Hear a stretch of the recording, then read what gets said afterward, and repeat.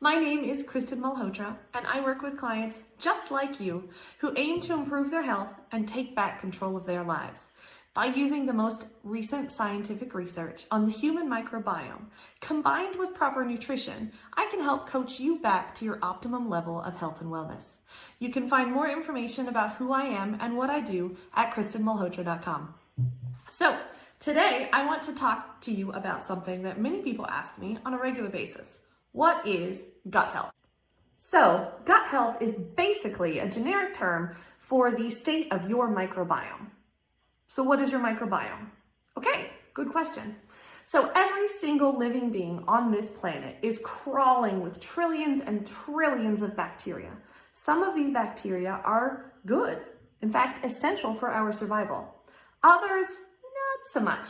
We want to get rid of those. The idea here is to get your microbiome or your body covered with as many good bacteria as possible to crowd out the bad bacteria and get rid of them so that you don't get sick.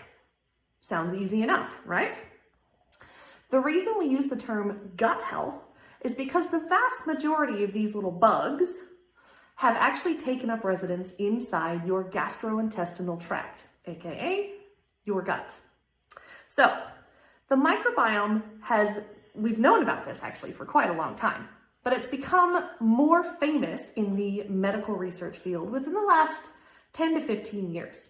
What's happened is that scientists have basically discovered this previously untapped biological system within our own bodies that more or less controls everything. It actually speaks to our brain through the vagus nerve in our body and sends messages all the time, constant messages to your brain that help the brain regulate and control all of the functions within the body. In recent studies, doctors have actually been able to cure diseases by implanting a healthy microbiome into a patient with an unhealthy microbiome and letting those bugs do their work in the body. Guys, they have literally cured people of diseases. No medicine needed. And they've actually found that these living organisms that have been implanted into the new body actually work faster and better with zero side effects than any other medicine or antibiotic that could be given. At the moment, our research scientists have only been able to culture approximately 30% of our microbiome.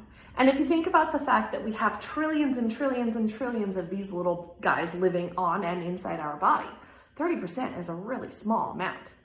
So if they've been able to cure diseases with only 30% of our microbiota, think what we could do with 50% or 70% or even 100% of our microbiota cultured and understood.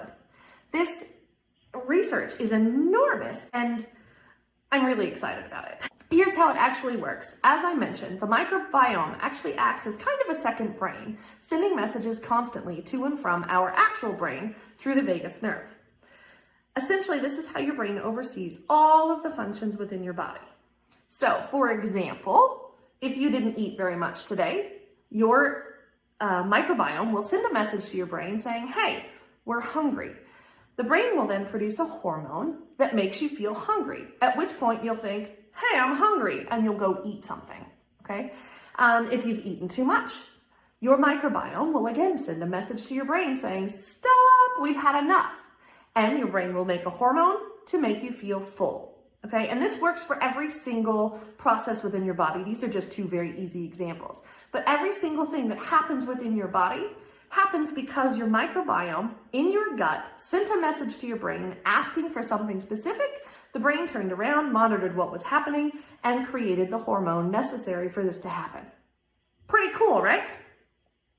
But let's think about if you have too much of the bad gut bacteria and not enough of the good gut bacteria. The messages being sent to your brain are not the messages your brain actually needs. It's getting the wrong messages. You're getting all sorts of wonky messages from your gastrointestinal tract, telling your brain to send things that it doesn't actually need. Let's think about food cravings, for example, because I know that we've all experienced food cravings at some point in time in our lives, whether or not it's a daily occurrence or something that happens every once in a while. This is because of our microbiome. If you have bad gut bacteria, for example, Candida, bad, look it up. You don't want that. If you have an overgrowth of yeast or candida in your gut, they want sugar. Okay, they live on sugar, they eat sugar, and if you give them sugar, they repopulate and they grow inside your microbiome. This then either kills off or pushes out or overcrowds the good gut bacteria. So when your brain sends a message saying, hey, we're hungry and we want a cookie, that's because the bad gut bacteria has sent a message to your brain telling them that they are hungry and they want sugar. Okay?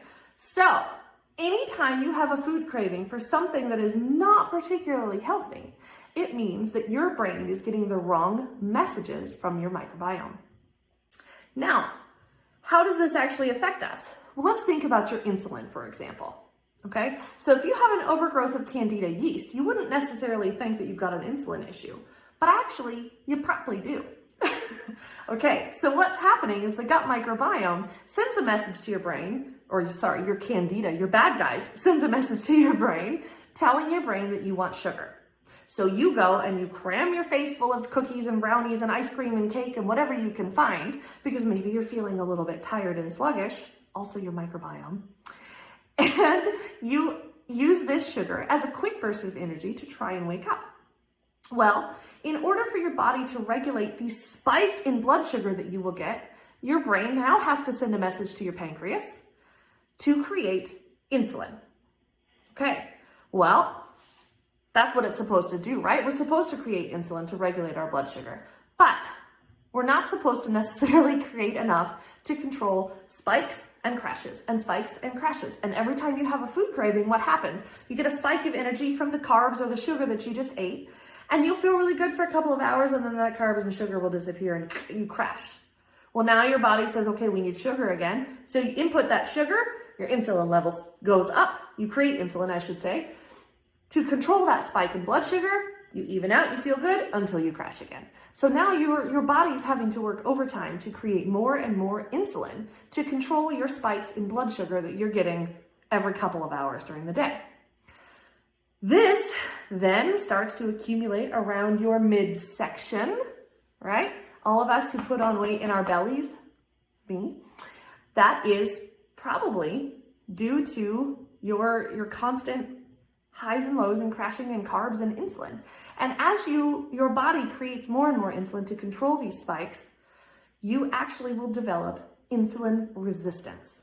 And this is when things like type 2 diabetes come into play, okay?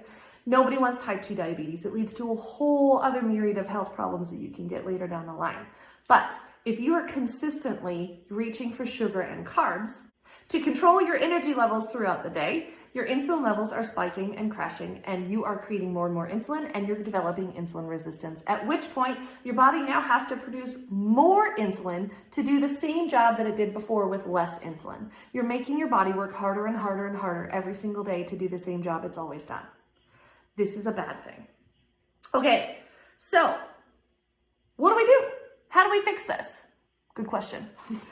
All right, so it actually takes a little bit of time to undo years of unintentional damage on your body, okay? You didn't get to this point in one day. We can't fix it in one day. It takes consistency, it takes time. And there will be times that you feel like, I need a cookie or something. And that's okay, that's normal, that's part of the process. But I can help you, all right? I have worked out how to overcome these cravings.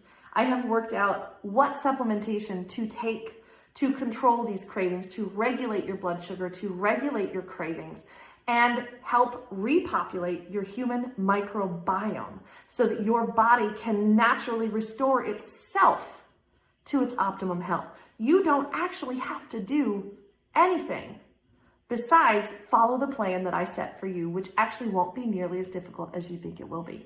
Many people try to overcome these cravings on their own and fight it. And it works for a certain amount of time, but eventually your body is going to get so desperate that you're going to give in, unless you have the right tools. And that's where I come in.